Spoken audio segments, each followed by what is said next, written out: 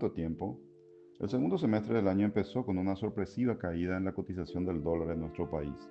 De casi 8.000 guaraníes en los últimos días de junio, bajó a niveles de 7.500 guaraníes en julio, a 7.300 guaraníes en agosto, hasta ubicarse en alrededor de 7.000 guaraníes en la primera quincena del presente mes de octubre, acumulando una caída del 12,5% en estos 3 meses. Nuestras últimas proyecciones previas, en base a los modelos económicos de simulación que utilizamos, indicaban que el dólar debería haber cerrado este año en alrededor de 7.800 guaraníes. ¿Qué pasó? ¿Por qué este cambio repentino e inesperado? ¿Qué podemos esperar en los próximos meses? ¿Y qué consecuencias puede tener un dólar barato? La caída del dólar fue provocada por una combinación de factores externos e internos y tuvo el beneplácito de las principales autoridades y del propio Banco Central. Por un lado, está el propio comportamiento del dólar frente a las distintas monedas. Desde diciembre del año pasado hasta la primera quincena de octubre, el dólar se depreció un 12% frente al euro, el 13% frente al real, el 2% frente al yuan chino y un 3% frente al peso chileno. La pérdida de valor no es uniforme, porque la situación particular de cada moneda contraparte también es relevante. Por ejemplo, el aumento de la tasa de interés de política monetaria en Brasil ha reforzado aún más el valor del real. A su vez, el guaraní se apreció un 10% frente al dólar en el mismo periodo, equiparándose al euro y al real, pero en medio de una coyuntura diferente. La tasa de política monetaria del BCP se mantuvo fija en 6% anual y la actividad económica venía sobrecalentada, con un creciente déficit en la cuenta corriente de la balanza de pagos.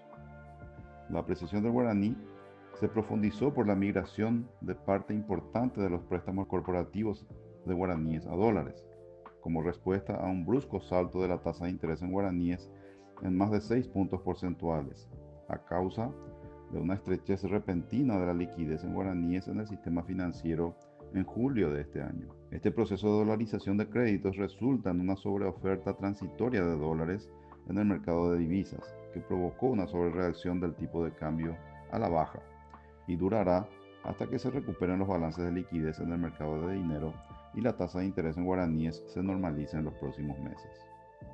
Sin embargo, la caída en la cotización del dólar viene induciendo una gradual reducción en la inflación de los bienes transables y permitió contener la aceleración inflacionaria observada hasta mediados de año, que ponía en riesgo la convergencia de la inflación a la meta del 3,5% anual fijada por el BCP.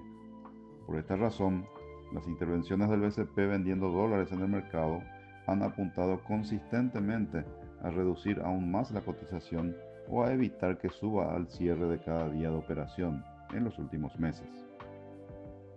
Una flotación administrada en exceso podría sostener o ampliar indebidamente posibles situaciones de desequilibrio de mercado.